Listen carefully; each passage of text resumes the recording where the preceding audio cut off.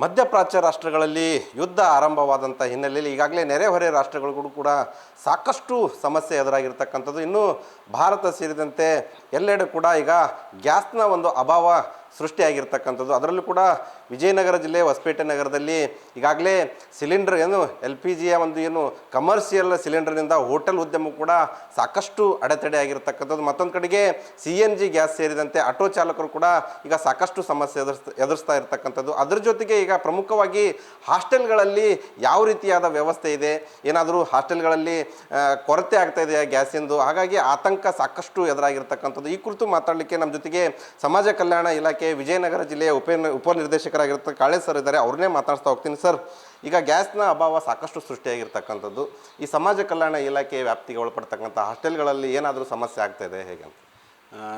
ಈಗ ನಮ್ಮ ಜಿಲ್ಲೆಯಲ್ಲಿ ಸಮಾಜ ಕಲ್ಯಾಣ ಇಲಾಖೆ ವತಿಯಿಂದ ಒಟ್ಟಾರೆ 64 ವಸತಿ ನಿಲಯಗಳಿದ್ದಾವೆ ಹಾಗೂ 24 ವಸತಿ ಶಾಲೆಗಳು, ಅಂದರೆ ಕ್ರೈಸ್ ಕರ್ನಾಟಕ ವಸತಿ ಶಿಕ್ಷಣ ಸಂಸ್ಥೆಗಳದ್ದು 24 ಶಾಲೆಗಳು, ಮೊರಾರ್ಜಿ ದೇಸಾಯಿ ಮತ್ತು ಕಿತ್ತೂರು ರಾಣಿ ಚೆನ್ನಮ್ಮ ವಸತಿ ಶಾಲೆಗಳಿದ್ದಾವೆ.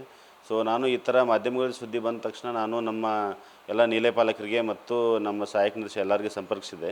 ಸೊ ಈ ಥರದ್ದು ಸದ್ಯಕ್ಕಂತ ಯಾವುದೂ ಸಮಸ್ಯೆ ಆ ಥರ ಉಂಟಾಗಿಲ್ಲ ನಮ್ಮಲ್ಲಿ. ಸೊ ಗ್ಯಾಸ್ ಸಿಲಿಂಡರ್ ಸಪ್ಲೈದಿಂದ ವಿದ್ಯಾರ್ಥಿಗಳು ಊಟದ ಮೇಲೆ ಒಂದು ವಿಪರೀತ ಪರಿಣಾಮ ಬೀಳುವಂಥದ್ದು ಘಟನೆ ಇಲ್ಲಿವರೆಗೆ ನಮ್ಮಲ್ಲಿ ಆಗಿಲ್ಲ.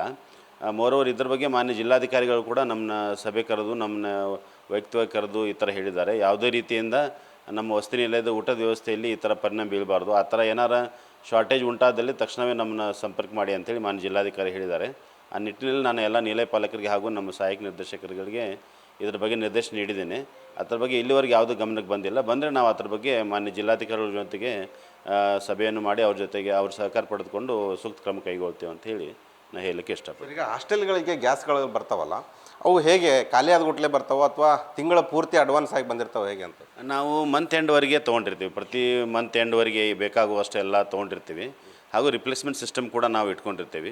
ಸೊ ಈ ಮಾರ್ಚ್ 31ವರೆಗೆ ಆಗುವಷ್ಟೆಲ್ಲ ವ್ಯವಸ್ಥೆ ನಾವೆಲ್ಲ ಮಾಡ್ಕೊಂಡಿದ್ದೇವೆ. ಯಾಕಂದರೆ ಕೆಲವೊಂದಿಷ್ಟು ಕಡೆಗೆ ಬೇರೆ ಬೇರೆ ಜಿಲ್ಲೆಗಳಲ್ಲೂ ಕೂಡ ಬಿಸಿ ಊಟದ ಸಮಸ್ಯೆ ಆಗ್ತದೆ. ಬಿಸಿ ಊಟ ಮಾಡ್ತಕ್ಕಂಥ ಮಕ್ಕಳಿಗೆ ಗ್ಯಾಸ್ ಖಾಲಿ ಆಗುವಂಥ ಪರಿಸ್ಥಿತಿಯೂ ಕೂಡ ಭೀತಿ ಎದುರಾಗಿದೆ. ಹಾಗಾಗಿ ಎಲ್ಲೋ ಒಂದು ಕಡೆ ಪೋಷಕರು, ಹಾಸ್ಟೆಲ್ನಲ್ಲಿ ಇರ್ತಕ್ಕಂಥ ಮಕ್ಕಳ ಪೋಷಕರು ಕೂಡ ಆತಂಕಕ್ಕೆ ಈಡಾಗುವಂಥ ಸಾಧ್ಯತೆ ಇರ್ತೈತಿ. ಆ ಪೋಷಕರಿಗೆ ಏನು ಹೇಳ್ತೀರಿ ಸರ್? ಇಲ್ಲ, ಆ ಥರ ನಾವು ಪೋಷಕರು ಎಲ್ಲರಿಗೂ ಮನವಿ ಮಾಡೋದಂದರೆ, ಇಲ್ಲಿವರೆಗೆ ನಾವು ಭಾಳಷ್ಟು ಚೆನ್ನಾಗಿ ಊಟೋಪಚಾರ ಎಲ್ಲ ನೀಡಿದ್ದೀವಿ. ನಮ್ಮ ನಿಲಯ ಪಾಲಕರು ಭಾಳಷ್ಟು ಅಚ್ಚುಕಟ್ಟಾಗಿ ಎಲ್ಲ ಮಾಡಿದ್ದಾರೆ. ಇಲ್ಲಿವರೆಗೆ ಆ ಥರ ಸಮಸ್ಯೆ ಯಾವುದೂ ಉದ್ಭವಿಸಿಲ್ಲ.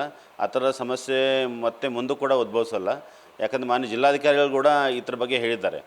ಎಲ್ಲಿ ಕೂಡ ಆ ಥರ ಒಂದು ಸಿಲಿಂಡರ್ದು ಸಮಸ್ಯೆ ಇದ್ದರೂ ಕೂಡ ತಕ್ಷಣವೇ ನಮಗೆ ತಿಳಿಸಿ ಅಂತ ಹೇಳಿದ್ದಾರೆ. ಆ ಥರ ಅವರು ಭಾಳ ಕಟ್ಟುನಿಟ್ಟಿನ ಕ್ರಮ ಕೂಡ ಕೈಗೊಂಡಿದ್ದಾರೆ.